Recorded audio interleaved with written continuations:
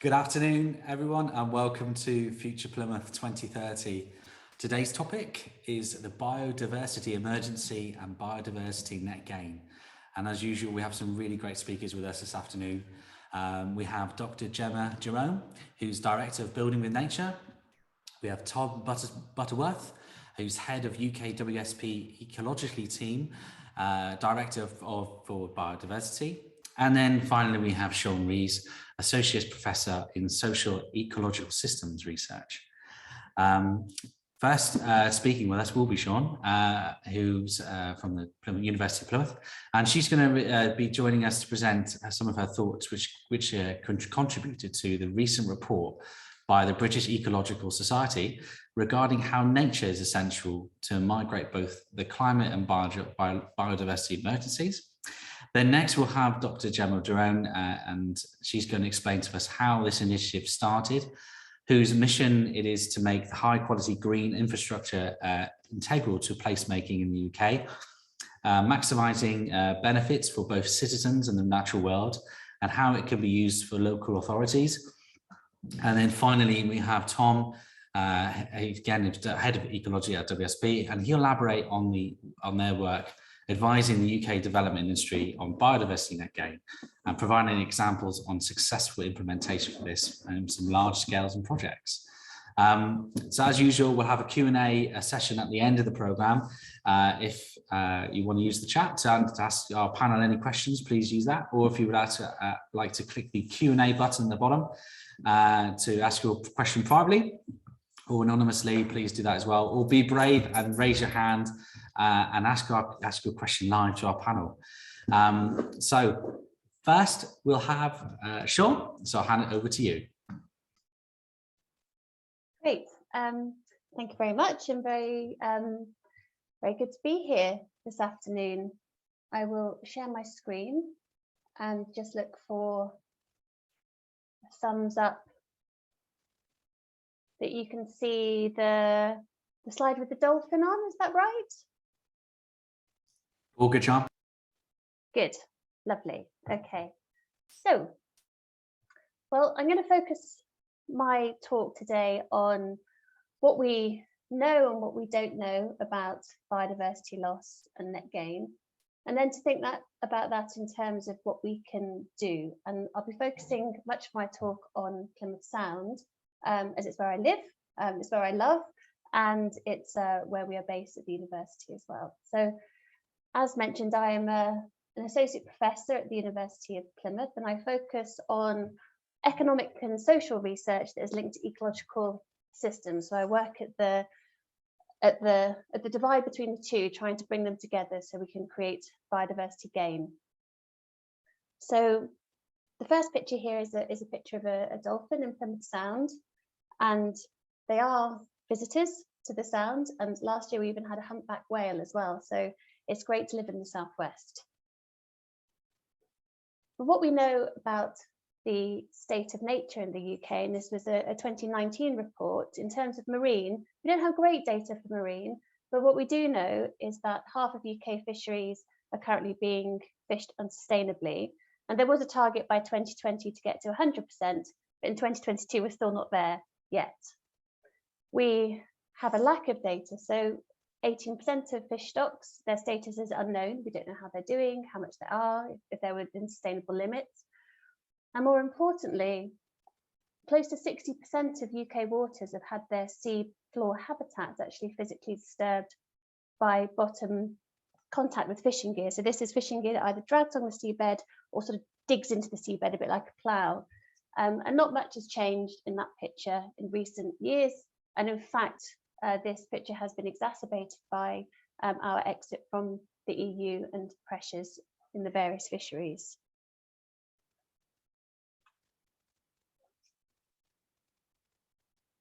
So I'll start with the doom and gloom, and we'll build it upwards towards hope, because that's where we're all heading, right? But just to describe the pressures that we have on marine systems, they're very similar to terrestrial systems, but it's we have a different viewpoint on the sea, because when we look at the sea, we don't really see what's below. Whereas if we walk through a forest, we see the trees, we see the flowers, we see the wildlife. So it's quite a different perception that we have. But we do know that when we go and look at the sea, for many people, it's a place where we go to contemplate, to recreate, to feel calm, and to go on holiday. So we have very close personal connections with the sea environment. But in terms of pressures and what's affecting the ability of the sea to provide those things that we like, are things such as fishing. So we mentioned fishing earlier, but the use of very heavy gear along the seabed can impact upon both slow-growing, long-lived species, which support various functions in the environment. So just like we don't take a bulldozer through an ancient woodland, we shouldn't be doing this at sea either. We also have environmental change. So you can see Smeaton's Tower up there on the left in the snow, which is very rare, but we have storms, we have dry summers, we have cold winters. And just like on land, this affects our marine environment, and it needs to be resilient to that change. Now, inputs from sewage remain a chronic and major problem within our environment. And at the top right there, you can see a picture of a drain in West Hoe, and the evidence on top of that is lots of bits of tissue. And that is a sign that that drain has recently overflowed. It's either blocked or there's been too much water coming down through the system. And this has released raw sewage directly into the sea where people swim. So we get elevated nutrients from this. Litter obviously impacts the marine environment, but really the worst is the potential impact on human health. And we have these releases constantly into the marine environment through combined sewage overflow pipes, when the sewage system is overwhelmed with water rushing down through the system, but also events like where this drain has just failed and released into the sea. Runoff from land, the picture on the bottom left of the farm gate, is a similar issue, long-term, chronic, haven't fixed it yet, with sediment, silage, antibiotics all washing downstream, with really demonstrable impacts on both the environment, and also there has been a study out of Exeter which has shown that a community of surfers actually experience quite high levels of antimicrobial antibiotic resistance through continued exposure. We also have pressures from invasive species, for example. So in the middle is a Pacific oyster, which originally we grew for food, but eventually it found that it actually really quite liked the UK climate, and now rapidly outcompetes with other native species. So it's an additional pressure on the environment.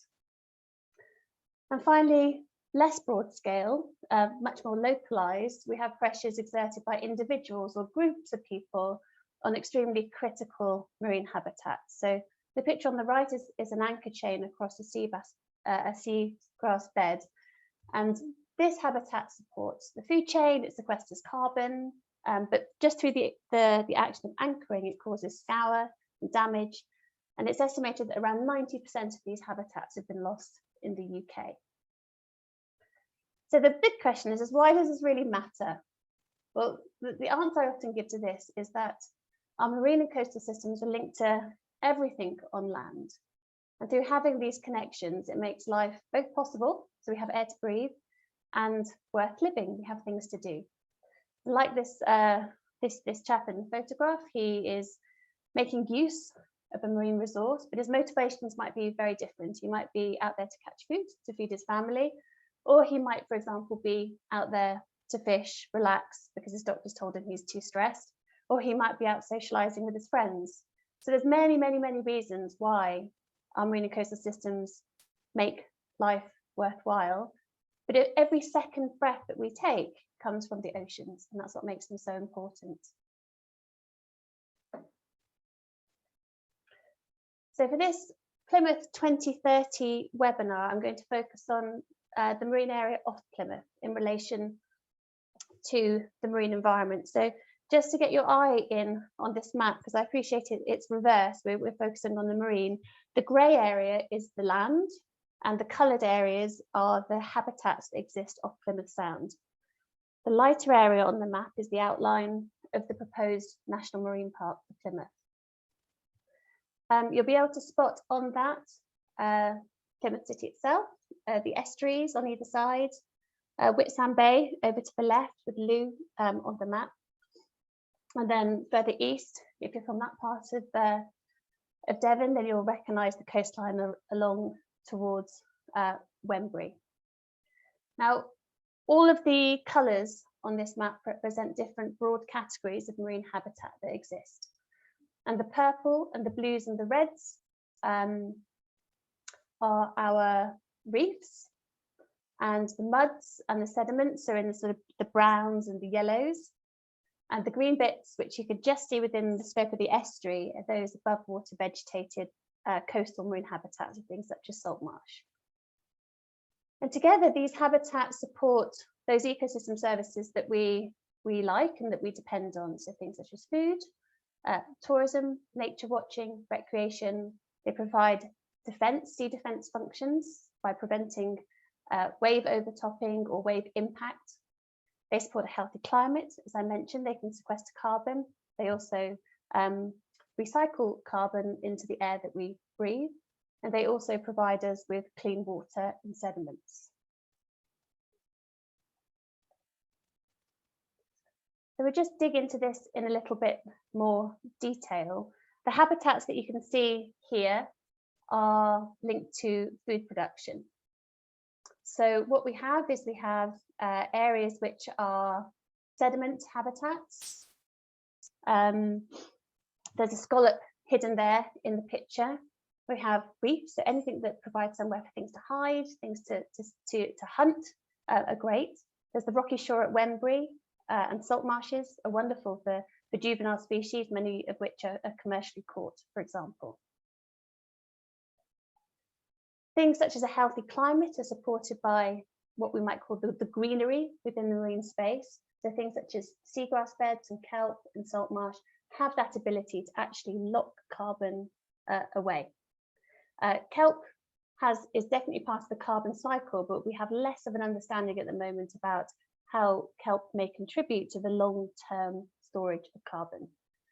And then on the far right, the little known popular fact is that sediment is a huge store of carbon because it covers such large areas. If you go back to that Plymouth map, it covers huge areas of our marine estate. And carbon is eventually, when it falls to the sea floor, through plants and animals that have died, it is gradually sequestered down into the seabed. We have sea defense, so anything that dampens wave energy, be it a rocky structure, a salt marsh bed, or a thick kelp forest, reduces the impact of wave energy.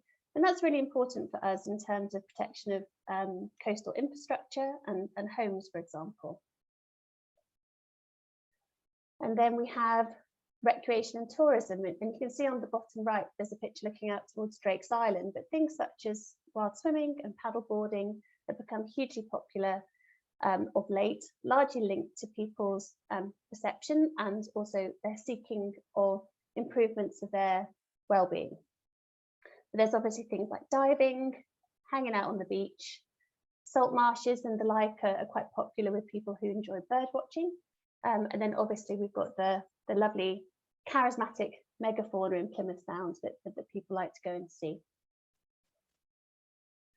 And finally, we have this ability of our marine systems to create a cleaner water environment.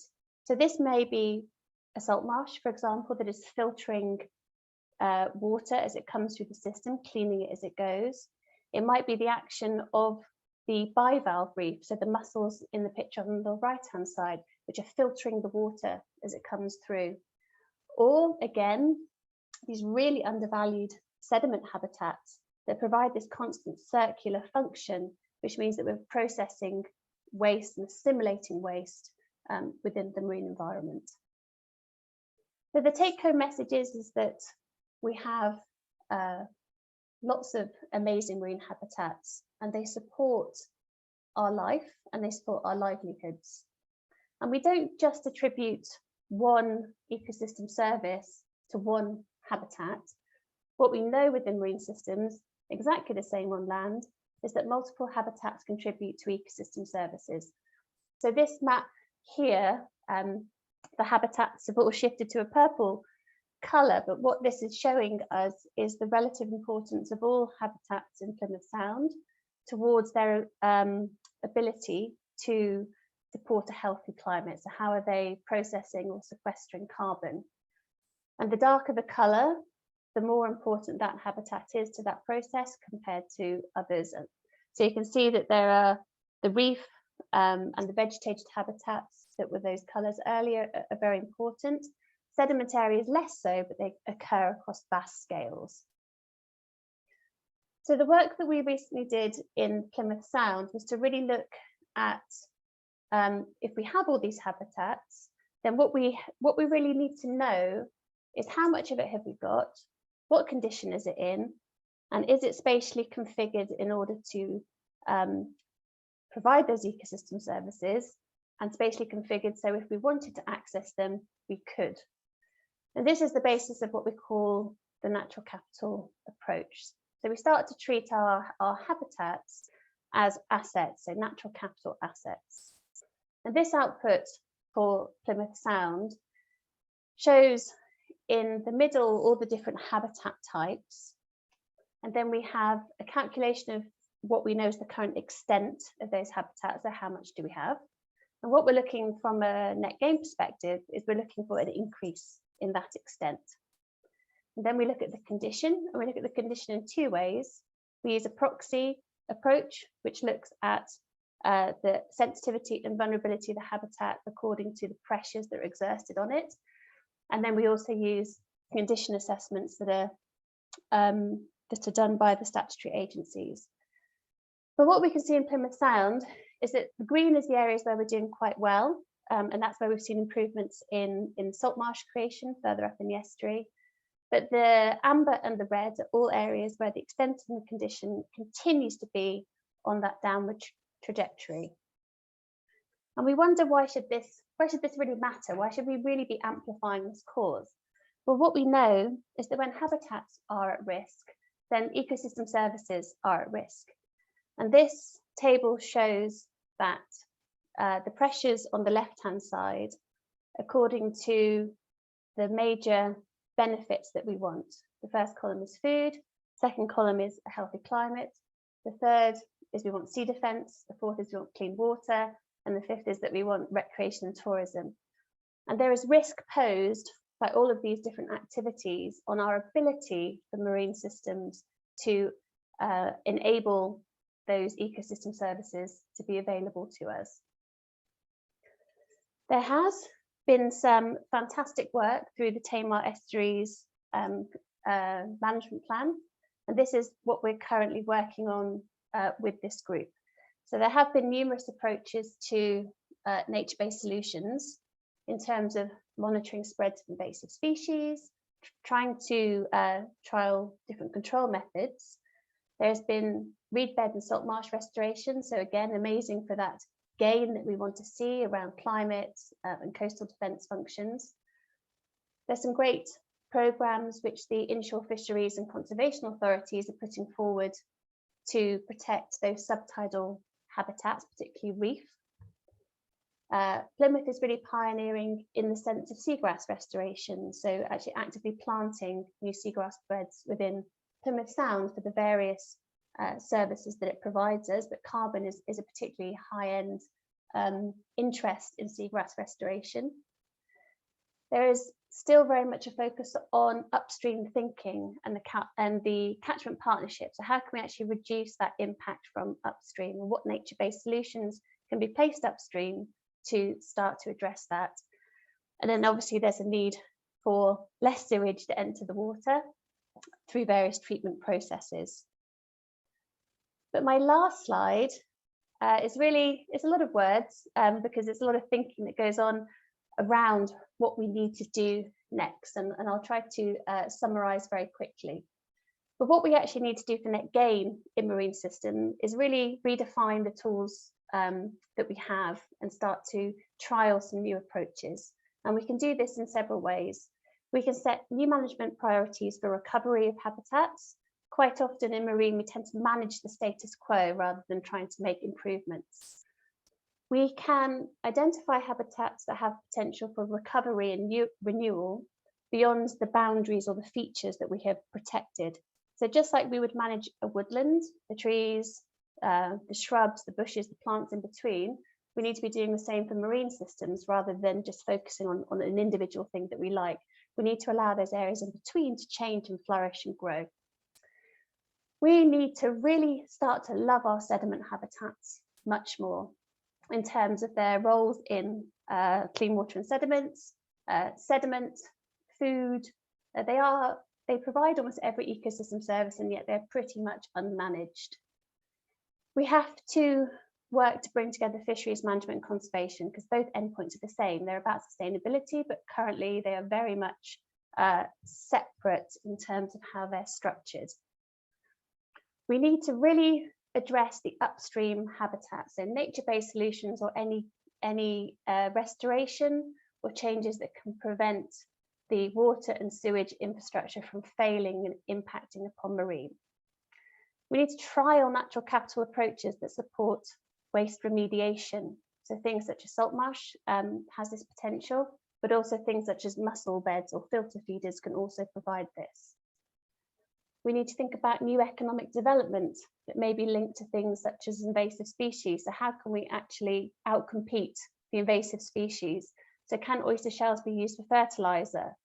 Can we start to think more about different types of mariculture, so seaweed forming, creating this new habitat? Can we change food production? So can we work to grow scallops and branches in lantern nets, or do we need to continue ploughing the seabed in order to have this food that we like? We need to work on the greening of grey infrastructure. So how can we build and allow space for nature within marine environments? And this is very much to do with the shape and the form of the materials used. We can think about redesigning moorings, for example, so eco moorings that prevent scour along the seabed. And finally, we can think about net gain through investment in blue carbon habitats. So how blue carbon can become part of our ambition towards net zero strategies. And I'd be happy to expand on any of these further if they're of interest to the group, but I will wrap up now and hand over to the next speaker. Thank you so much, Sian. I'm sure you guys have loads of questions for her, so please put them in the Q&A box at the bottom or in the chat. We'll ask them at the end. Thanks so much for talking, Sian. Next up, we have Gemma with us. If I can set it live. Gemma, over to you. Thank you, Miles. Right, I'm now able to start my video. So there I am. Hi, everyone. Great to be here and looking forward to your questions later. And I really enjoyed your presentation, Sian. Thank you. I learned a lot in that. So I'm going to switch it up a little bit and talk about development. So I'll just get my slides ready and hopefully you're now seeing full screen on that. So set my timer going too, because we're on a tight schedule to get through quite a lot. So yeah, Builder in Nature. For those who haven't heard anything about Builder in Nature, hopefully you'll leave this session understanding what it is and why we're doing what we're doing. And for those who maybe have come across the name at least, then I'd like to give you a much clearer idea of what Builder in Nature can offer you in your various roles working in the nature conservation sector or the planning and development sector, or I'm not sure how varied the audience is here today. I'm sure that'll come through in the Q&A. So I've kind of coming at this session thinking, how do we positively respond to the ecological and climate emergency? And I'd like to give you a tour of what we've developed in response to that, and give you an idea of how we're helping many different types of practitioners, but primarily from the development industry and local planning authorities, to really get a handle on, to feel that they're more in control of, and to have more practical ideas of how to respond to what can be quite an overwhelming policy and legislative agenda. So first things first, green infrastructure, and making sure we're all on the same page as to what it is. So at Building with Nature, we believe high quality green infrastructure is critical to defining sustainable spaces, and very much with the intention that we need to secure the longevity of well-being for humans, but also more than humans. And obviously the climate and ecological emergency is absolutely the interface between humans and more than humans, and in an age characterized by uncertainty. So we're calling them emergencies for a reason. We need to be developing responses now. Thinking about green infrastructure as an approach to design, thinking about how nature can actually help us with our design decisions, that's a key part of what Building with Nature does. And we started with this question when we were thinking of what can we develop to help the sector. We don't want to duplicate what's already been done. We don't want to just distract from what we have around great policy at the national, local level. We want to add to that. So asking this question, if we know we need to do it, that's fine, but then how do we audit the quality of that? Because actually we believe at the heart of delivering outcomes is a recognition of how important the quality of what we deliver is. So what does good look like is a way of defining that, and we've defined that and answered that question by developing a standards framework. So we have 12 standards which are focused on these themes. Wellbeing, water, wildlife are 3 Ws. They help to recognize that we're talking here about a holistic approach to placemaking. So recognizing if we want to deliver great places for people and wildlife, we need to consider all the ways in which nature helps us, and through all the services that nature can deliver for us, we need to recognize that not just in the planning process, but in the design process too. So that's a key part of what we do. Just to touch on this slide, really, the words are there if you want to read them, but it's recognizing that green infrastructure is a very holistic, multifunctional approach to thinking about nature and the role of nature in our planning development process, recognizing that every type, every scale of development, whether it's rural, whether it's urban, whether it's in between those two typologies, we need to be thinking about nature and all the different typologies of green infrastructure features, from the integral building features all the way up to those landscape scale features that Sian was just talking about, those real natural assets around our coast, or whether it's riparian woodland corridors. So it's everything. Green infrastructure encompasses all of that, and this is all about the quality of that. So Building with Nature helps to define quality. We have other tools, not least the planning system, which helps us to understand the quantity and proximity and those key measures around green infrastructure on a development by development basis or on a regional and sub-regional basis, but we're here to define quality, and that's the gap as far as we understand it.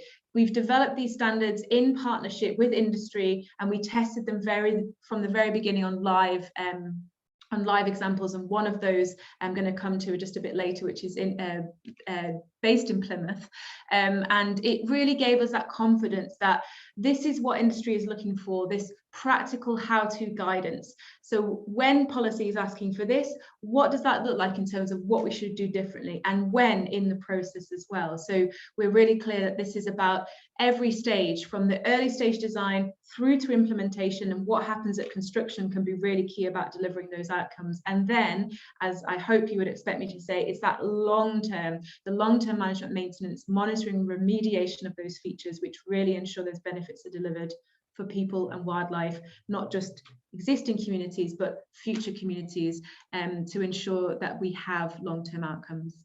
In terms of, I'm just going to try and move my little taskbar here. In terms of then framing this in the wider context to make sure you feel that we're clear, we're working within this wider context too. We talk about 3 key emergencies at Building with Nature. The first is the climate emergency, and the 3 key things we're interested in influencing are mitigation, adaptation, and climate positive behaviours. So we've developed these standards and the guidance that sits underneath them to really help the key decision makers, whether that's within a local authority around planning approvals, whether it's within a design team for an individual development, to understand what do we need to do differently. If we want to reduce carbon, what does that mean in terms of our decision making? If we want to respond to the carbon already in the atmosphere, what does that mean in terms of our placemaking, whether that's creating new places or retrofitting existing communities to make them more resilient to the challenges we're going to face because of the impact of climate change already. And then in terms of empowering and encouraging people to respond positively with this agenda as well. It's about climate positive behaviours. So some of the key ways we can do that is to actually encourage people to make different choices, but it's also about where does our responsibility lie, and it's about designing places where those choices are the most safe and convenient and enjoyable choices. So things like active travel, there's a really clear agenda there for us to really work with, where instead of just building a cycle route and expecting people to use it, let's think around the design of that to make sure it's attractive for people to use, it's safe for people to use, and green infrastructure is a great way to actually ensure those things are delivered. And then the second key emergency we talk about, now my slides aren't moving, there we go, is the ecological emergency. So the real take-home message here is simple. We need to make more space for nature. We need to work with the legislative and policy frameworks which are now really well established, and in England, because of the Environment Act, we're talking about nature's recovery through nature recovery networks and strategies. We're talking about, as Sian already covered off, biodiversity net gains, and we're interested in whether those gains are benefit focused, whether they're climate resilient, whether they're being resourced for in the long term, and also whether that we're talking about equitable access. So yes, it may be sometimes appropriate to deliver off-site, but with the priority being on-site, how can this help our agenda around nature nearby, nature on your doorstep as well? And that brings us to the third focus of Building with Nature, which is we need to think about the health emergency. We've just been through an unprecedented period of reduced movement, and it's really brought into sharp focus how important that nature nearby is for everybody, especially, and the evidence really bears this out in empirical terms, that it's even more important for those communities that have higher levels of health and social inequality, that nature nearby is even more important to really help to support good physical health, good mental health, and also general mental well-being as well. And that can be as varied from actually having space to enjoy gathering as a community, to actually thinking about how air pollution is impacting on people's health, and how green infrastructure can help with that through functions like sequestration and filtering pollutants, for example. And then finally, we have, of course, we have to think about the economic benefits of this approach. And there is often a perceived or occasionally an actual barrier in people's minds about the cost of delivering a green infrastructure-led approach to development. And we're here to challenge some of that and actually say often the nature-based solution, for example, around managing water in the long term, is more cost effective, partly because of the lower levels of cost required around maintenance in the long term, but it can also be true at that implementation stage. But the key thing there is that this is built in to thinking early in the design process. So that's why a big culture shift is needed, and a big part of what we do at Building with Nature is to get the right people around the table and be having those dialogues. So this isn't a nice to have anymore, and the fact these are now emergencies should tell us that really clearly. We need to be building this in as standard, and that's why we've developed a national benchmark. Placemaking is at the heart of what we do, so it's a holistic approach. It's about thinking what the existing community's assets are, and this comes through really strongly in the case study I'll get to just shortly, which is, as I said, Plymouth based, and it's recognizing that every community has assets, ecological assets, community assets, and building on those is a key part of the planning system. Planning system's responsibility when it's making individual decisions about planning approval, as I said, whether that's new development or retrofitting and regenerating existing development. So the standards framework is available for everybody to use. We're very much clear this will continue to be maintained by Building with Nature, and we will continue to update it to be in line with existing policy, legislation and good practice guidance. So that is a resource which will remain open source, and anybody can be using that, whether you're in a design team bringing forward a new development, whether you're in a local planning authority thinking around your new emergent local plan, thinking around an individual planning planning application if you're a member of the development management team, or thinking about your strategic and corporate priorities at that higher level, thinking, where do I put my resources for the biggest return on investment? If I want to be really responsible and sustainable in my investment decisions, this is also a great way to think about that. Green infrastructure has so many multifunctional benefits and co-benefits for many different actors. We want to really help people to understand that more clearly, and that's what the standards framework can do. The other use of the standards framework is we can look more closely in detail at individual development applications, and you can apply for an award. There's two types of award, one for development, one for policy, and we have examples of where it's being used for both. So you can bring your development application forward, work with a builder in nature assessor, build all of that knowledge from the standards into your design, and then have it assessed by builder in nature in order to have that external verification that you're going beyond policy compliance or meeting policy compliance in a rigorous and sustainable way if the policy is very strong already locally, and that you can say with some certainty to a whole range of stakeholders who may have investment in the quality of development, whether that's elected members, whether that's community members, whether that's shareholders, you can say with some veracity then that what we're doing here is good for nature. So we wanted to create this mechanism with the accreditation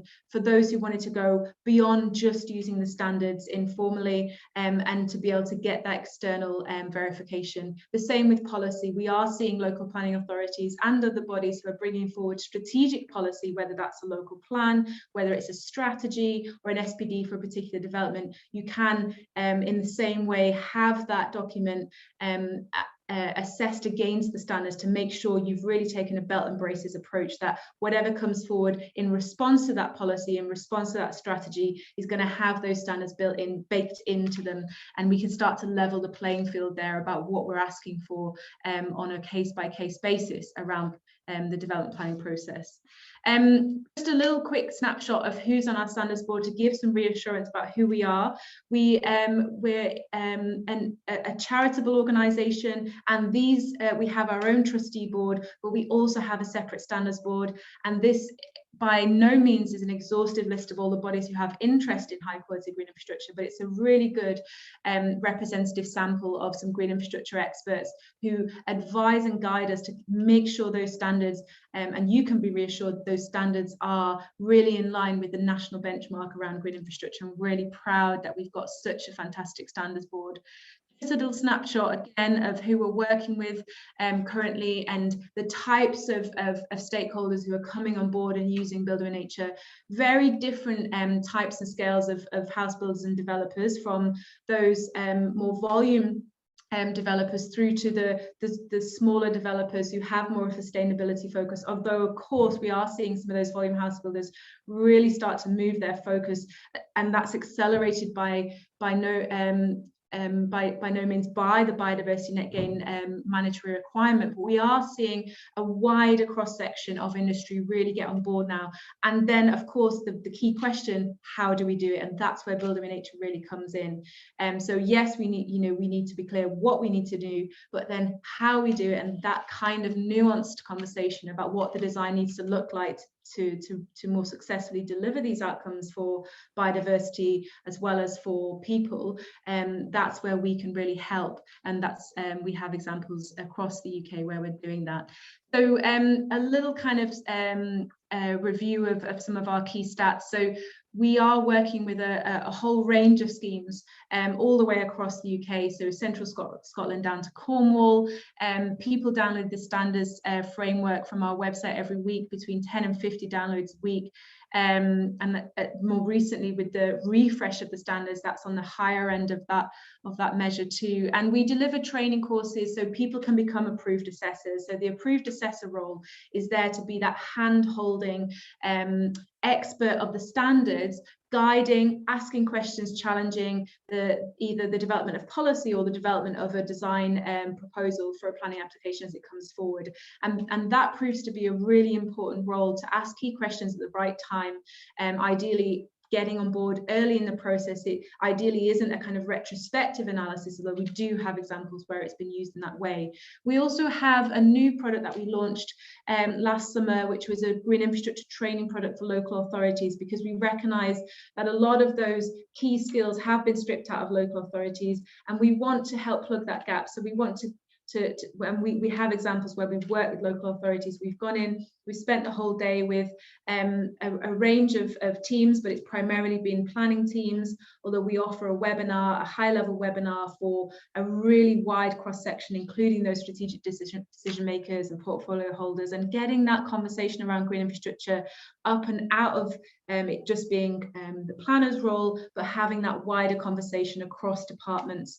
And I think people are getting more and more receptive to this, especially because Biodiversity Net Gain has now been through Royal Ascension, and we know that's coming and what that looks like. So we're there to give that extra support. The benchmark in that case is really for these three groups. It's for planners, it's for developers, and it's for those built environment professionals who have that role around the design of places. I'm going to skip some of these slides, and I believe you might have access to the slides afterwards, but I'm conscious of time and I really want to show you this case study. But it's just to say that we have guidance to support the use of the standards, that we've developed this to, you don't need to be one disciplinary expert to use this. It's not a technician's tool, it's really an overarching holistic framework that anyone can use, and then work with those disciplinary specialists to interpret on a case-by-case context-led basis. And it's primarily for major schemes upwards, but in NPPF terms, that's 10 units or more, so it's the majority of development I imagine you'll be seeing in Plymouth. You might correct me on that in the discussion. The benefits then, as a summary, is we're finding that this is really helping to reduce planning uncertainty by having a shared framework of what good looks like, set of standards that can be introduced at the earliest stage of a development plan proposal, but ideally integrated into the local plan requirements, and we do have examples where that's happened. That then helps for a smoother passage through planning, so there's less arbitrary back and forth. If you set the design parameters really clearly, set your stall out, this is what we want from development in this area, in this local plan area, because of all of our natural assets, because of the ambitions around nature recovery, and because of our clear commitment to 10% or more biodiversity net gain. This is how we now want you to work. So it's framing the need to deliver against those things as an asset for development, because actually delivering green infrastructure within the boundary of a development gives you all of these other benefits. It helps you to manage your water sustainably, it helps to create great places for people to live, and that has financial benefits for the developer as well. So it's really helping to tell the story as to why we want to deliver better development using green infrastructure. Just kind of follow up from Sian's notes about biodiversity net gain. We have two standards which squarely focused on wildlife enhancement. So standard 11, which is all about, this isn't the wording of the standard, by the way, this is the theme of the standard. We're delivering wildlife enhancement, we're talking about climate resilient net benefits through biodiversity measures, and we give some clear guidance around how you would do that, how you would measure that. And standard 12 is about connectivity, so underpinning nature's recovery through those local nature recovery strategies where they exist, or if we know there are planned for networks, so where we have those networks mapped, making sure there's reference to those, and also identifying how development can help to deliver planned for networks as well. We do work in a complementary way with biodiversity net gain. So I guess the summary of this slide is that we are not duplicating the biodiversity net gain process. That is a separate accreditation mechanism which has to be delivered in a formal capacity through the statutory planning process. Builder in Nature sits alongside that and is complementary and doing something with added value to that process. And our focus would primarily be within the red line boundary of a development scheme, which it should also be with biodiversity net gain as well. Let me see. Yeah, just to kind of some slides here from my colleague at Gloucestershire Wildlife Trust, which I think are really quite useful. It might be to kind of digest these afterwards, but it's just recognising that whilst Biodiversity Net Gain is a huge leap forward for the nature conservation sector, and it's been a long time coming, and it's great to see new environmental legislation come forward for the first time in decades, it doesn't fix all the problems. So we still need to maintain the mitigation hierarchy. We still absolutely need to think about that holistic approach to green infrastructure as well. So just a kind of cautionary note there, and also to remember all of the great existing tools and how we use them. So where nature recovery maps exist, for example, these are local examples, but Plymouth will have its own.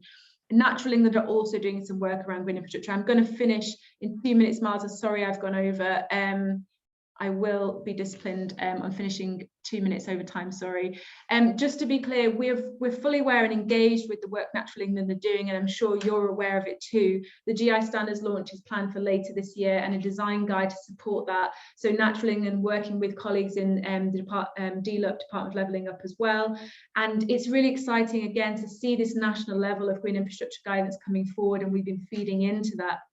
But what Building with Nature can do as an additional layer to that is offer that external verification and give more of a practical how-to guide to what these principles will look like in context in Plymouth on a case-by-case basis. And just to finish, on that note, Plymouth, one of our first developments to be accredited was Barnbarton. I'm not sure if people here might be familiar with this scheme, you might have your views on it, but we were really excited to work with Clarion Homes. So Clarion Homes being a social housing provider looking to create a new community, a higher quality community offering here for the existing community at Barnbarton. So this area of houses being regenerated to offer 204 new homes, and really thinking about the quality of both the built environment and the natural environment, partly because of this brilliant proximity to Blackie's Wood as an existing ecological asset, and really working with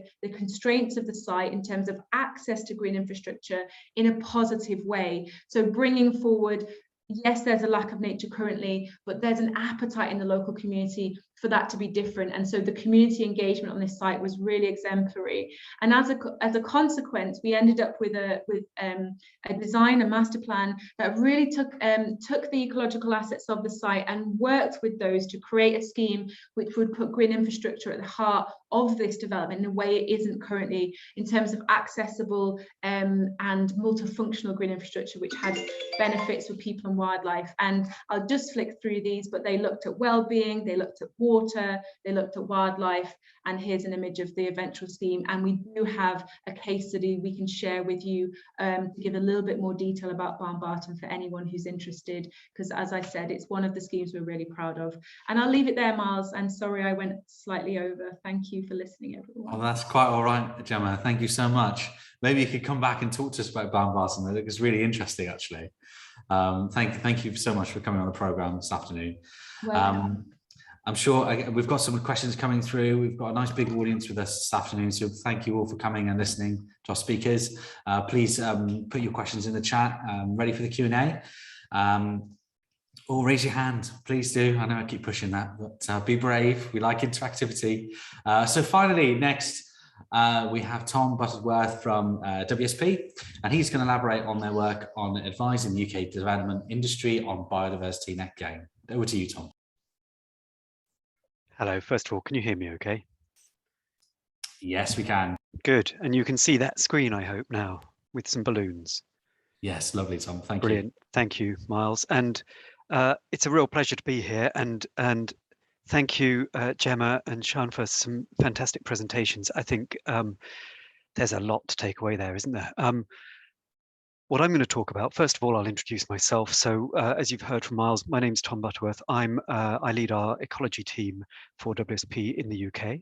WSP is a large consultancy, so we work on a whole range of different development projects, from the very large to the very small, working with lots of organisations at a strategic level, whether that be government or local authorities or businesses, working, for example, on things like the Biodiversity Net Gain guidance, but also the green infrastructure standards. We're testing those with Natural England at the moment, that we were just hearing about from Gemma. I'm going to talk about biodiversity net gain, and I'm going to whiz through what it is and what it means. I'll give a high-level overview. I'm not going to be able to go into the details in the 20 minutes that I've got, and I'll start my timer. But I hope this will give you an overview. And what I really want to do is talk about how this does and doesn't, where there are real opportunities to link in with what we've heard from the previous speakers, but also where there are some challenges and where we need to do more work. So some context first, then what biodiversity net gain is, a little bit about the policy and legislation, which may feel dry, but it's actually really, really important, and then something about what that means in delivery and in practice. I've probably got more case studies than I can talk through, so we'll have a look at it, and if we don't get through them all, at least you'll have the slides.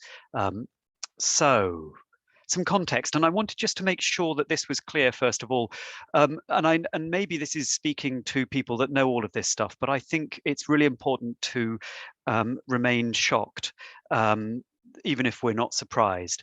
This is from a website called The Great Acceleration. It's well worth having a look at. It shows these hockey stick graphs, these graphs with this rapid acceleration and this acceleration across a whole range of different issues, whether it be domestication of land, tropical forest loss, paper production, and so on.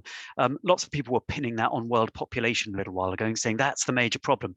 The irony is that where the population is increasing isn't where all of these other things are increasing necessarily. There's a split there where our water use is much greater in areas where we've already got high populations rather than where the population is growing.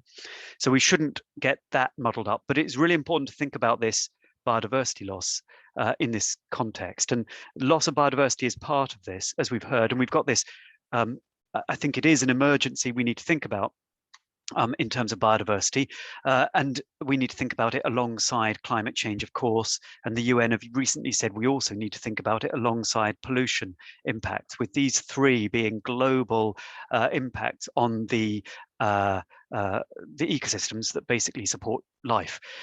This is some stats from globally from the WWF work on the Living Planet report from a couple of years ago. Massive loss of biodiversity. And I know, sorry if you know all of this inside and out, but this is looking in England.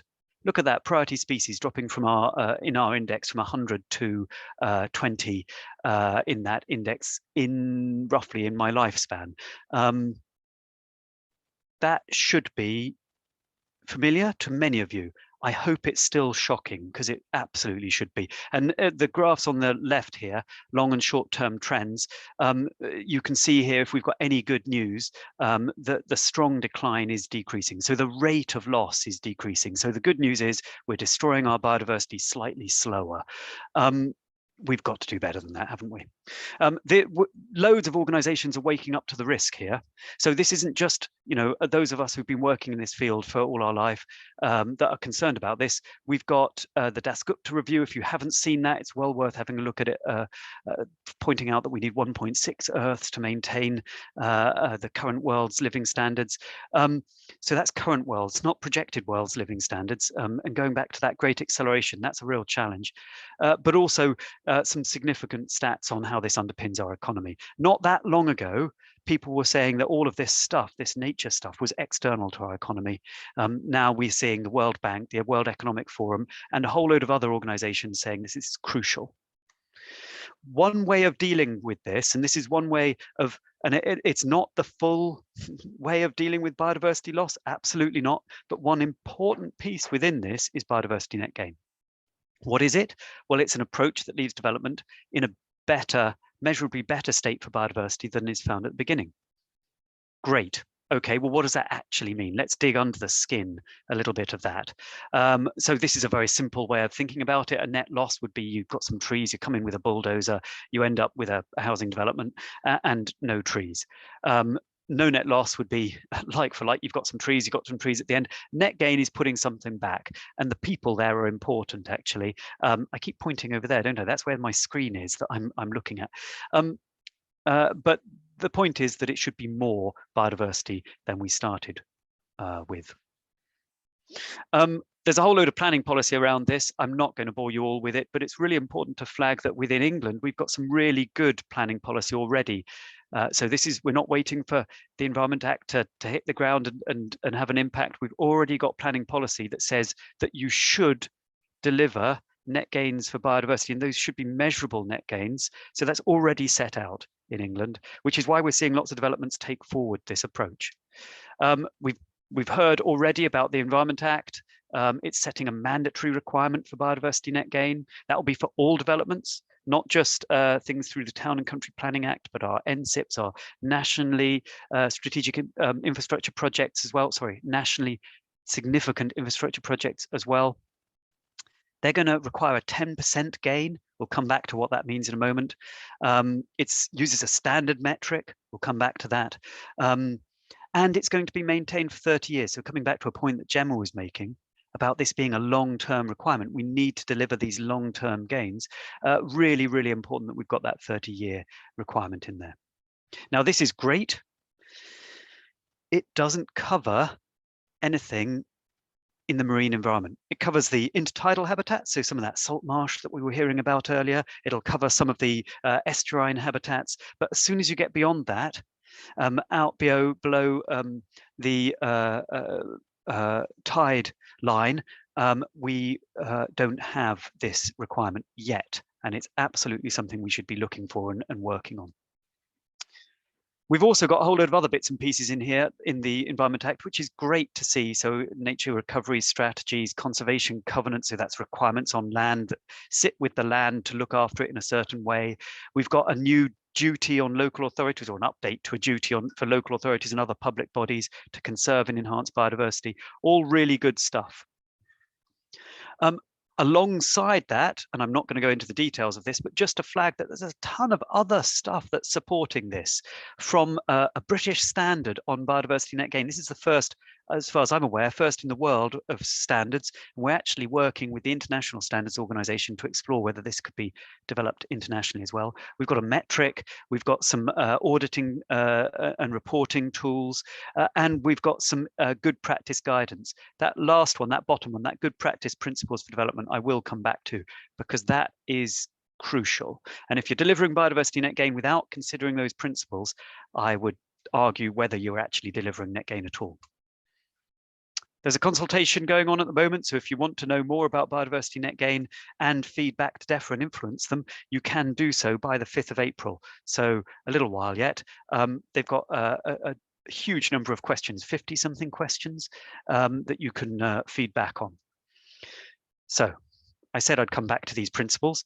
These are crucial. So if we've said biodiversity net gain is about delivering more biodiversity at the end of a development than a beginning, well, that's a sort of high-level message. The detail is held within these principles. And these are my go-to point for understanding what biodiversity net gain is.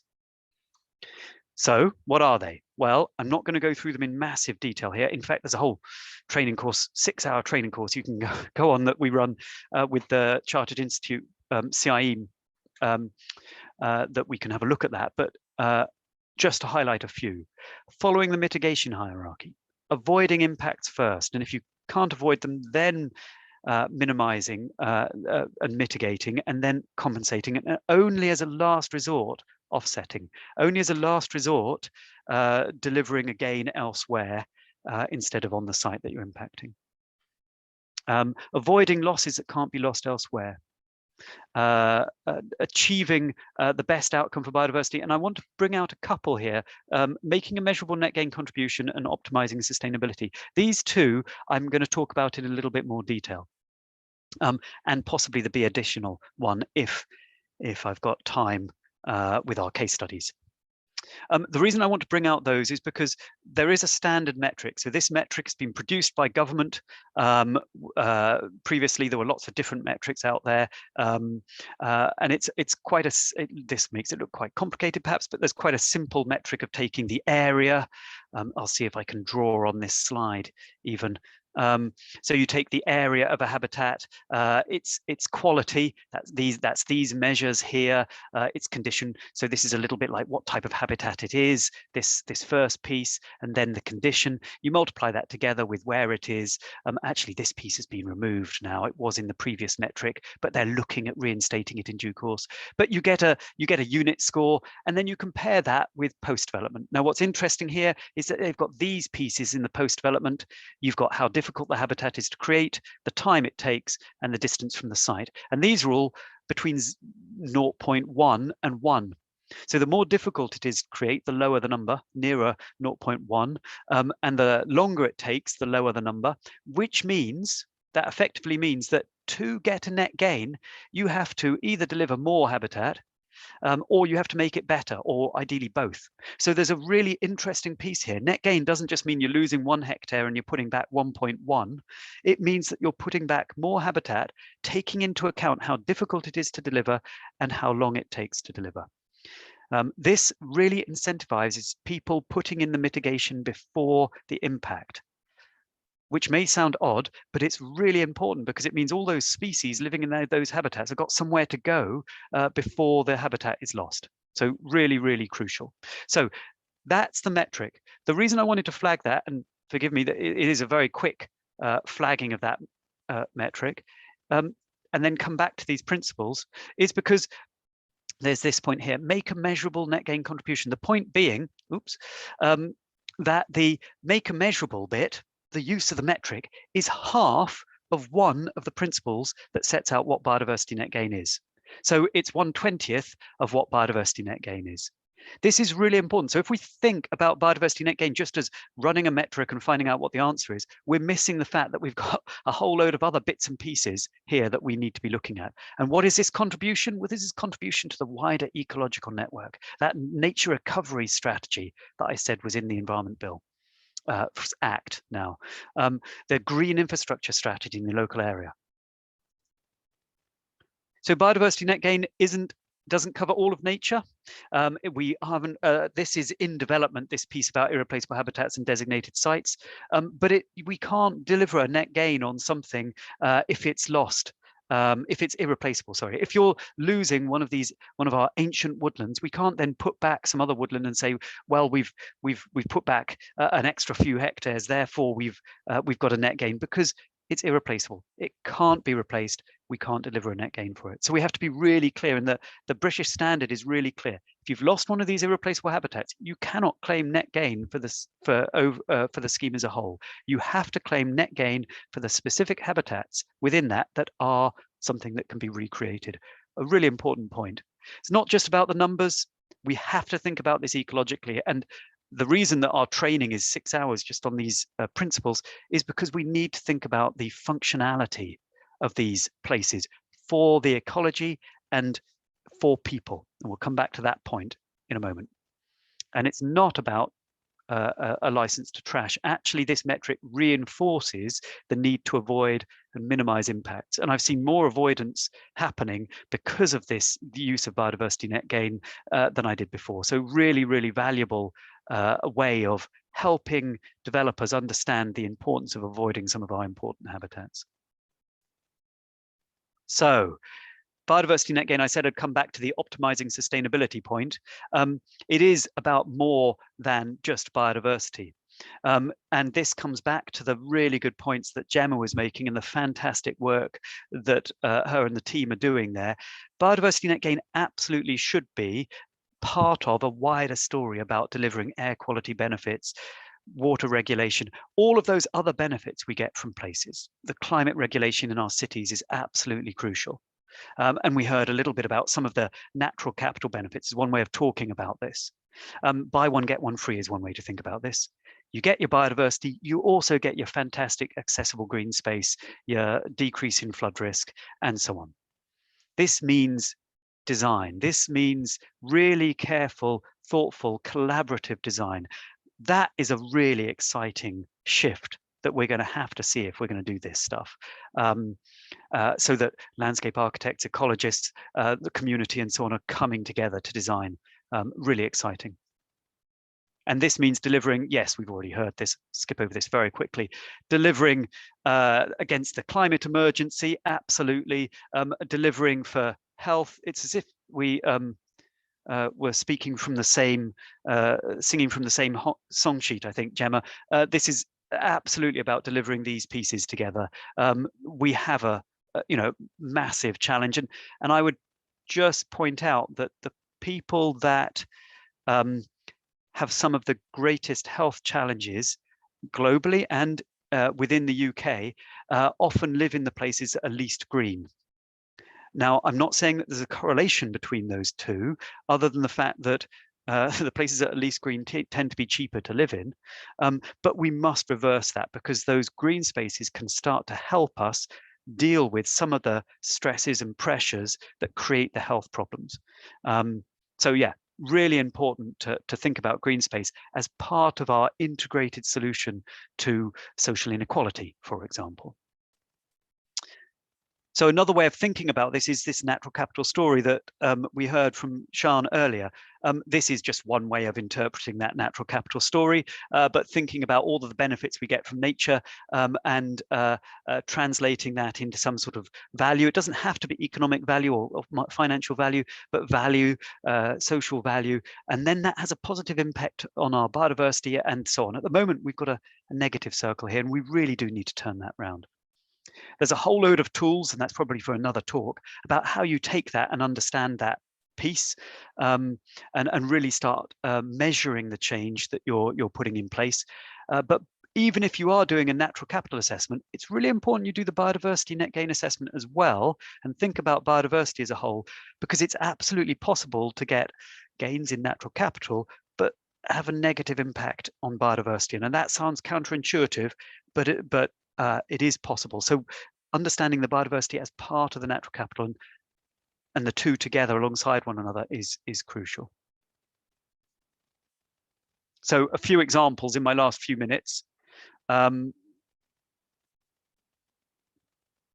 I've got too many examples to show, so I'm going to skip through them quite quickly, and the slides will be available, and I'm very happy to pick up these either in questions or following via LinkedIn or something. But this is a study of some green infrastructure. So these are examples of biodiversity net gain projects, but you'll see that a lot of them are titled as green infrastructure work.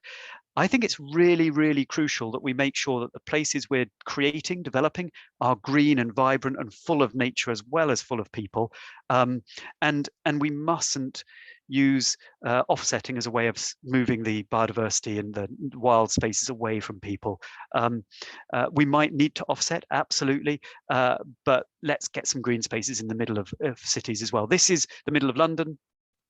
We mapped a whole load of areas across this estate, Cadogan, and then looked at where they could put green spaces. And this looked at where the existing ones could be improved for biodiversity, but also looked at where we could put in a whole load of green roofs as well, and focused on increasing greenness across the area, but also the accessibility to that green space.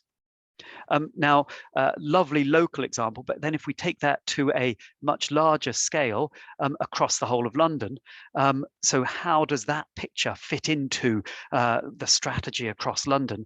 Well, one of the things that we've been looking at is whole organisation assessments for biodiversity and green infrastructure, and we've been working with Transport for London for a number of years now. This was a while ago, before we had the DEFRA and Natural England producing their biodiversity metrics, and the City of London, Transport for London produced a citywide baseline. We assessed the whole of their estate for biodiversity. We used remote sensing to do that, which is why we've got this rather odd picture. We then produced toolkits for them and embedded that work into their development so that they could avoid impacts, make sure that they could value those assessments properly, and as it says here, we ran training for their staff and consultant ecologists to make sure that biodiversity net gain could be embedded. We're now running a natural capital assessment with them to understand the wider benefits that these green spaces are having, to make sure that they're looking after the right places for people and nature across London. And that you might think Transport for London, well, it's all about the tubes and buses. It's also about those fantastic cycleways, the walks across the park you might have instead of going through the streets, and so on. It's about that healthy streets and vibrant places to walk through. Another large scale one before I get to a couple of small scale ones.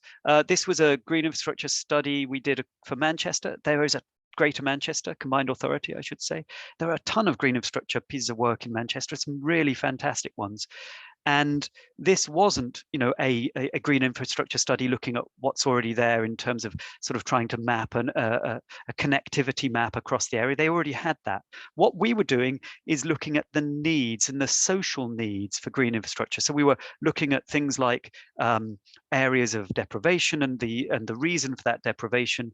So, for example, areas that have a significant lack of green space, and also social issues, and seeing how we could target interventions off the back of biodiversity net gain projects to deliver really fantastic green space that was providing for communities that at the moment had less, and potentially those green spaces could start to benefit the people in terms of decreasing flood risk, improving air quality, creating places for people to exercise and walk and move through, and so on. So yeah, that really exciting piece of work looking at green infrastructure needs rather than just ecological needs or a map of existing green infrastructure. And then looking at how this then plays out in on the ground. Well, this is a development in, oh, I've gone over time, haven't I? I'm going to take 2 minutes, Miles, if that's okay. 2 minutes honestly, more. Tom, don't worry, it's absolutely fine. Okay, very good, thank you, very generous. So this is Stockport. So this is, yeah, it's in Greater Manchester, but it's actually in Stockport. It's a bus station. You can see the buses in here. This is actually underground, this bus station, and the park is above it. So these are the buses. Can you see that? My little red lines. Anyway, the park is above it. What was interesting here is the starting point was pretty bare ground, but it had some native scrub on it. And we did a lovely landscape plan on the site. And it delivered a 10% net gain, nice and easy through the metric. But we had to go back to the client and say, I'm sorry, you haven't delivered net gain here. And the reason wasn't because of the numbers. The numbers were looking great, but it was because all of this planting was non-native, and I'm really open to non-native planting. I'm not a stickler for UK planting, but it was all from North America, so it wasn't even Northern Europe planting. And the key thing was that this area down here was also a flight path for bats, and so all we had to do is shift this planting that I'm going to outline in red here, shift this planting to native scrub planting. Because we'd lost some native scrub, we wanted to put back native scrub. That's what the biodiversity principle sets out. So we put some native scrub planting in here, really good for the wildlife because you've got all the right berries and flowers and nesting areas and so on. Also really providing a whole load of extra functionality for the bats here. They'll be able to feed as they're traveling along. And no change in cost, because frankly, we were just changing the plan a little bit, no change in management cost. And maybe with some of the prickly things that we were putting in here, maybe fewer people falling into the canal here. I don't know if anybody falls into the canal, but yeah, I like to think it had that benefit as well.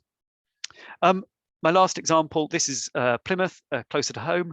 So this was a road scheme. It's ongoing, but we did some really interesting work on this, looking at avoidance, first of all, avoiding impacts on some ancient woodland. But even though we'd done that avoidance, we still had a good impact, a significant impact on certain habitats. Good, I don't mean good, I mean significant. It was not great. We were trying to avoid these impacts on grassland and woodland. Now, what we wanted to make sure is that we were putting back grassland, woodland, hedgerows, so the same habitat types, the wet woodland, the nice grassland, and we were putting it back in places that would also provide access to for people, for the local community that were being impacted by this road and the loss of some of the green space. And so we worked with the Plymouth City Council, who've done a fantastic job on this, identifying areas that they were looking after, and then putting in place management that would go above and beyond what was already there. This is this additionality point, above and beyond what would have happened anyway, and making sure that that's what we were counting. both in terms of the biodiversity, above and beyond the biodiversity requirements that would have happened anyway, and also making sure that we're providing additional access to green space for the local communities, so that we really are delivering that full biodiversity net gain story. So yeah, significant area of grassland, woodland, and a significant length of hedge, given that this is a very urban environment. So really exciting project. So there we go. I'm a few minutes over. Thank you very much. Lots there, and I look forward to the questions. Thank you so much, Miles. Thank you so much, Tom. There's loads there. Yes, indeed. Thank you so much. It was really interesting. Again, I'm sure you have loads of questions, Tom, and all our speakers this afternoon. So whilst you're all putting your questions in, I know we've got quite a few to go through. I'll tell you about our next webinar. So our next one is on Wednesday, March the 23rd. I can't believe we're in March already. The topic will be reduce, reuse and recycle, how we are dealing with our waste. A very big topic there. This is proudly sponsored by the European Regional Development Fund, Plymouth University and Recon Soil. Again, if you'd like to become a sponsor, please get in touch through our website, futureplymouth2030.co.uk. Our speakers have been finalised today. We will have we'll have Paul Carey and Jane Ford from MVV Environment, Energy and Waste in Plymouth, who will join us to explain the pros and cons of preventing our household waste from going to landfill and using it in a productive way to generate heat and electricity. We'll also have Professor Mark Fitzsimmons from Plymouth University. He's going to talk to us about the importance of understanding, using and protecting our soil to prevent soil degradation and it being considered as a construction waste.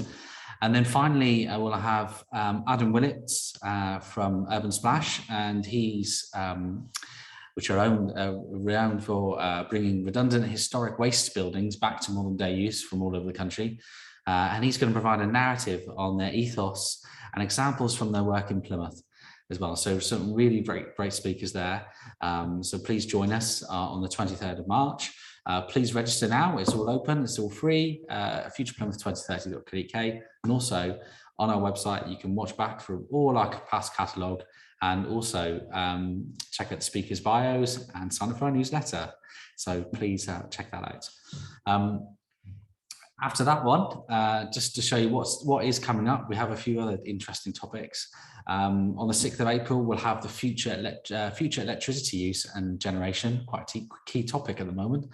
And on the 27th of April, how is planning reform going to help with climate change? So there's a couple more topics coming up there. So our Q&A, I'm going to bring back our wonderful speakers. So Tom and Sian and Gemma. So if you'd like to raise your hand and ask a question, please do.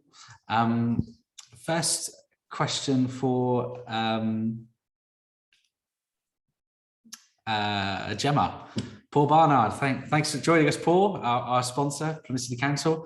Gemma, so what are local planning authorities, what local planning authorities have included the BWN standard in adapted local plan, and when was this?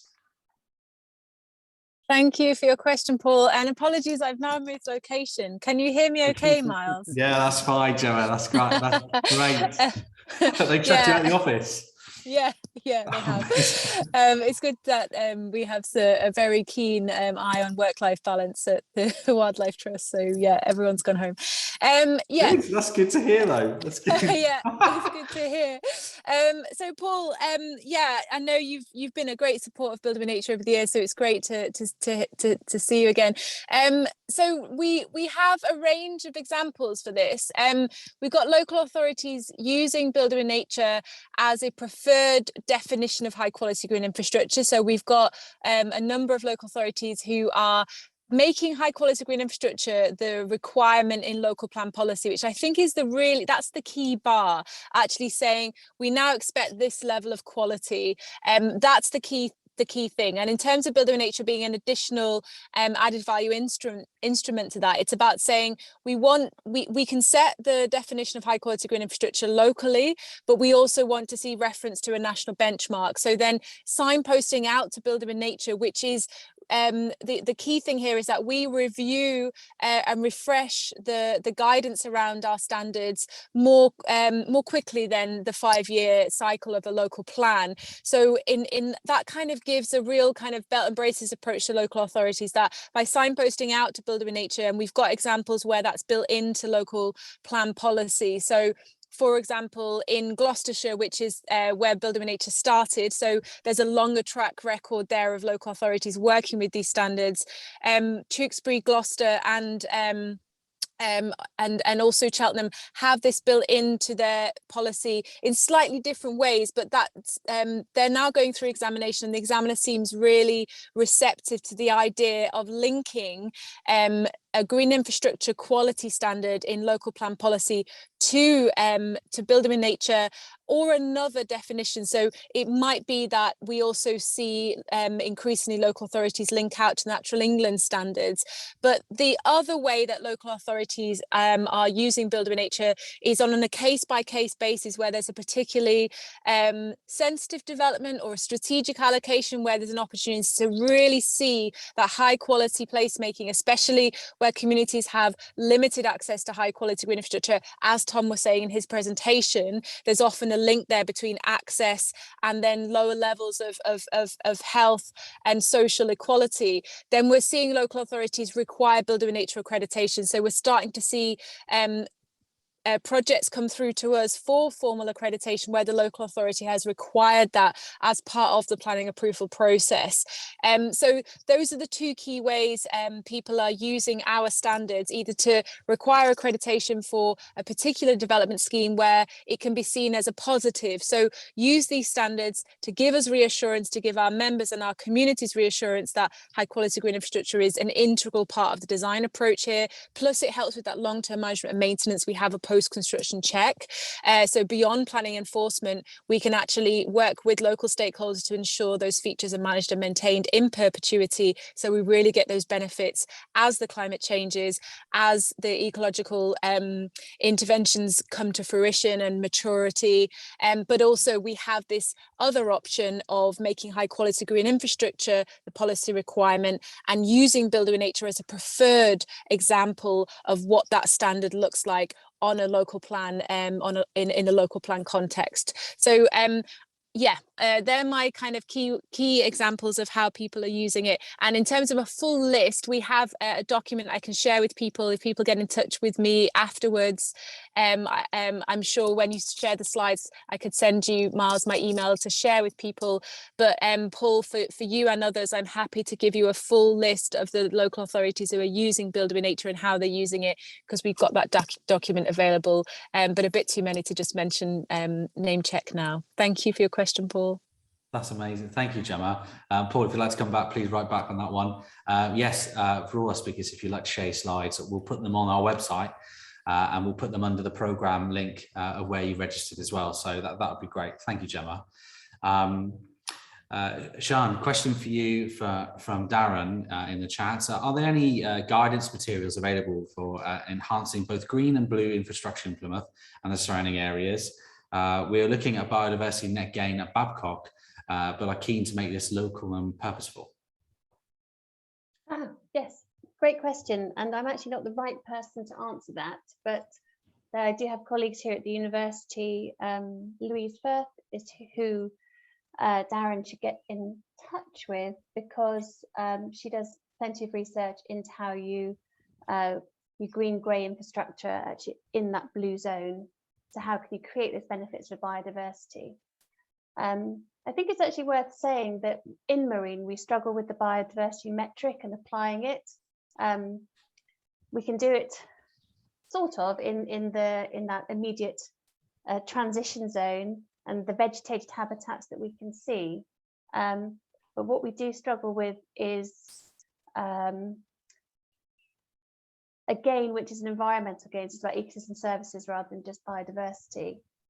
And also when we have monitoring that comes with the consent processes, like for something such as the wind farm, the post monitoring isn't enough to give us information on biodiversity net gain. So we've actually got quite a long way to go in marine to get to that little metric that gives us the sums that we want to see. Thanks, Sean. I hope that helps, Darren. I'll put it in the chat, Louise. Yeah, if you could put the details, that would be great. A kind of question to all of you. I know, Sean, you kind of looked at this one as well. So, in your opinion, guys, what do you think is the largest biodiversity impact to the marine environment? In your opinion? Oh, sorry, I was writing to Darren then in the chat. The biggest impact on the marine environment. I think I would hate to name one, because I think then we'd be pointing the finger at one sector. I think fishing, downstream pollution from farming, sewage, climate change, all have multiple impacts at different scales. And we need to consider how they impact cumulatively, rather than just trying to fix one sector over another. So it's about a systems response to that, rather than claiming somebody's worse than the other. Thank you, Sean. Please keep the questions coming in, guys. To you, Tom, from Ricky, how rigorously is net gain measured? I find it hard to believe that Sherford Newtown will create 10% net gain.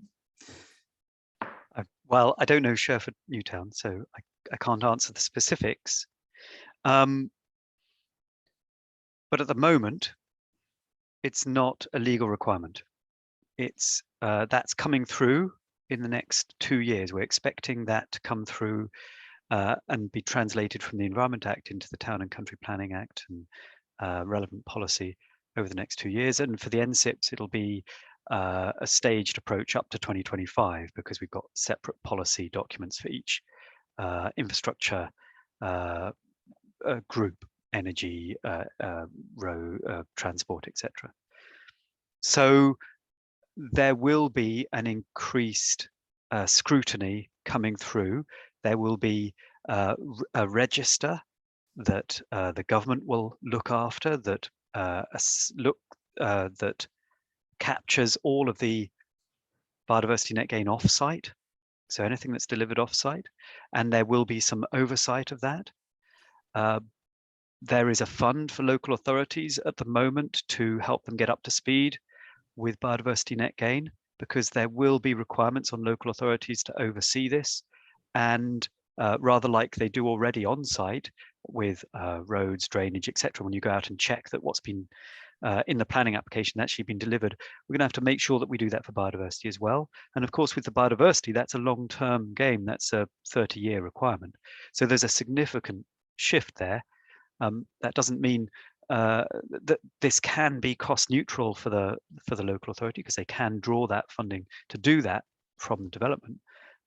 But there's a journey here, and so local authorities have a role, national government has a role, and we are seeing schemes being challenged when they're not delivering it at planning or not delivering it at construction, and some that are starting to challenge if it's not delivered through the timescale as well. So it is being upheld at appeal and so on, that this is being challenged, and people are being held to their requirements to deliver net gain. But we are a little way away from it being a mandatory requirement across England. And just to add one more thing, I would add Mike Oxford as a really good contact in Plymouth to talk about green infrastructure and biodiversity, or Kat Deeney, either of them, in terms of that. The last question about who would I go to find out what the strategy for green infrastructure is in Plymouth. Either of them will be brilliant. Do you know where they're from? Do they work? They both work for Plymouth. Yeah. Brilliant. I obviously can't give you their email addresses because of other requirements, but I'm sure you can find them on LinkedIn or on the Plymouth government website, Plymouth City Council website. Thank you very much, Tom. Thanks for that. Thank you for your question there, Ricky. From Fiona, really interesting webinar, everyone. GI and biophilic design is certainly a necessary and a key growth area for the development. I'm interested in how this can be incorporated into heritage for refurbishment and or be used to reflect historic environments. Has anyone had any experience of BNG principles in the heritage sector? Yeah, I'm happy to jump in if others are. Yeah, we have a fantastic archaeology historic environment team. What we find is that there's often really good synergies here. So one example is where we found that there's a site we're looking to develop with a developer, and there's restrictions on that site for reasons of archaeological restrictions. We've got some archaeology on site, we know it's there, and actually we need to either leave that area or look after it in a specific way due to the archaeology. And what we can do is we can then work together to design that, so it's also creating a fantastic place for biodiversity, and helping to deliver that net gain in an area that isn't developable anyway. And so we see this win-win where you've got the same piece of land providing multiple functions, looking after the archaeology, providing the green infrastructure, the access to green space, and delivering the biodiversity net gain. But it does mean the crucial piece here is all of these key people getting involved in the design really early on, because we need all of that input to understand where those synergies sit. Gemma, would you like to come in on that? Yeah, thank you. Thanks, Tom. That sets up what I'd like to say really well. So picking up on that, the idea of synergy between the natural and built environment is absolutely critical, I think, to high quality placemaking and placekeeping, and it's at the heart of the Building with Nature framework too. What we find, and I'm sure this rings true with everybody on the call as well, that what makes a place distinctive is often the interrelationship between the built and natural environment. It's not just the architecture, it's where the architecture sits in the landscape. It's, you know, whether it's about the building scale features that are in and around the built environment, or whether it's about the scale of green space and the, you know, the size of the streets and the entranceways and the vista points. That's, you know, what we're talking often here when I talk about high quality green infrastructure, colleagues from the landscape profession often say, well, surely this is good design. This is just how we'd approach a design if we were thinking holistically. And of course it is. And having standards and having a benchmark and having metrics is just to make that delivery more consistent, more effective, more of the time. So we work very much from that place of the green infrastructure is adding to the place distinctiveness, and we would, in an accreditation process, for example, we would be assessing whether thought and consideration and commitment has been made to making sure the green infrastructure that is included within a new development, whether that's in a greenfield development or whether it's a regeneration of an existing community, or indeed a brownfield, and it's not just residential, we're talking here about mixed use and commercial development. How is green infrastructure helping to support a distinctive sense of place, to help people with a sense of belonging? And that might be about elements of navigation, but it's also about how people are interacting with that. And a recent example, one of our accreditations in Swindon, which was a brownfield development, quite a small scale development, but there was limited. I noticed another question from Dan in the chat about constrained sites and kind of high density sites, or sites where there isn't much room to replace green infrastructure. What I would just say to kind of weave in that question, if I can, Dan, is that often it's focusing on the quality and it's the appropriateness, making sure the interventions are proportionate and commensurate to both the type and scale of development and the resources available for ongoing management and maintenance, because it's no good kind of throwing everything at it at the implementation stage and not making sure those features are going to work well, function, and be accessible, enjoyable for people and wildlife in the long term.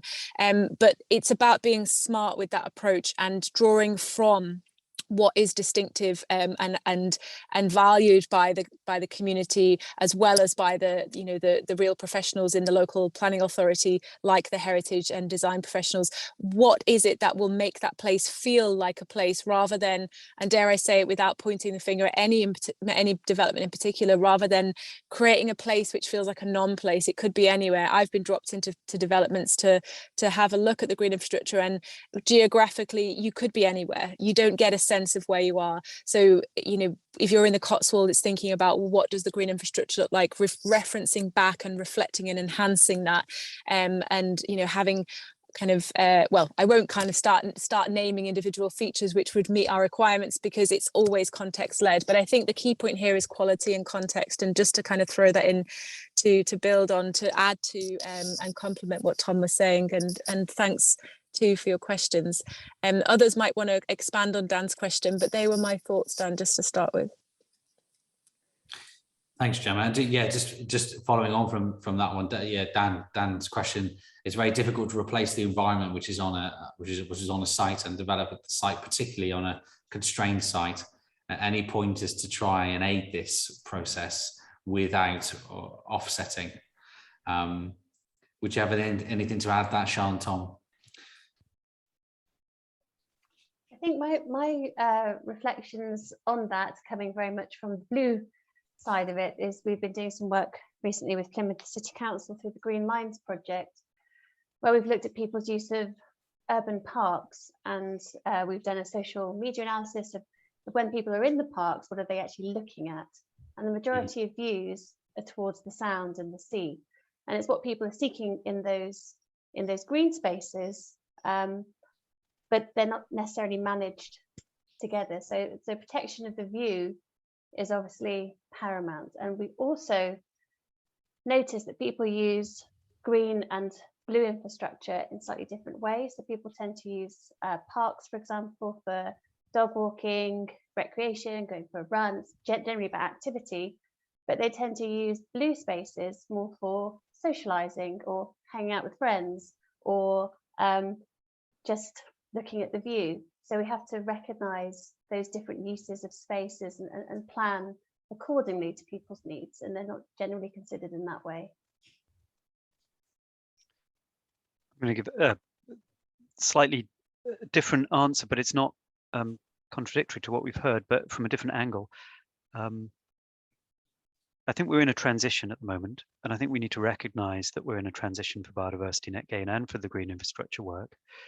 We're going to have developments that have been put on the table quite a long time ago, that are still working through the process of getting that approval, getting the development to happen, that won't necessarily be meeting all of these standards.